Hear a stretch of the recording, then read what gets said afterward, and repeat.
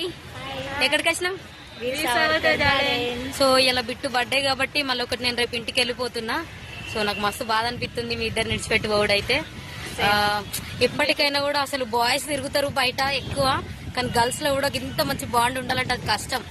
కానీ ప్రతి విషయంలో ఫ్యామిలీది కానీ ఎవ్రీ మ్యాటర్ మస్తు షేర్ చేసుకున్నాం. ముగ్గురం రాత్రి ఒక్కటే దాకా కూడా అసలు టైం కూడా చూసుకోకుండా మస్తు స్పెండ్ చేసినాం. కానీ నాకైతే మస్తు బాధ అనిపిస్తుంది వీళ్ళిద్దరు నిడిచిపెట్టి పోవడు. మాటలతో చెప్తే తక్కువ, చెప్పలేకుండా కూడా మస్తు ఫీల్ అవుతున్నాం. మేము ఇంకా నాకు ఎక్కువ ఈ అక్క అంటే రీసెంట్ గా పరిచయం అయింది.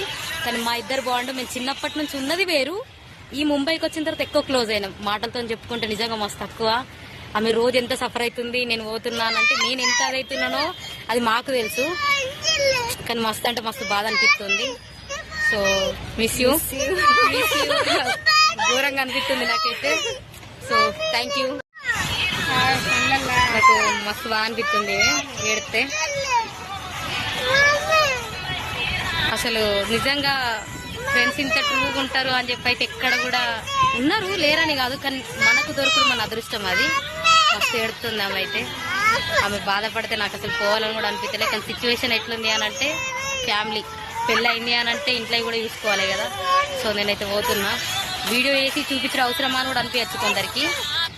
కానీ మా బాండ్ ఎట్లుంది అని అంటే చూసే వాళ్ళు కొందరు కుళ్ళుకుంటున్నారు మా దగ్గర కూడా. కానీ మాకు మాత్రం మస్తు స్ట్రాంగ్ ఉంది మాది. నిజంగా లైఫ్లా ఏడవకు కదా, ఇది చూడు ఏడవకు. సో మస్తు అంటే మస్తు బాధ అనిపిస్తుంది. లాస్ట్గా అసలు నాకు నమ్మకం లేదు మళ్ళీ ఇక్కడికి వస్తా అని. మస్తు ఎంజాయ్ చేసినాం, తిట్టుకున్నాం. అసలు రాత్రులు కూడా మాకు తేడా తెలియదు. ఏ నైట్ దాకా హస్బెండ్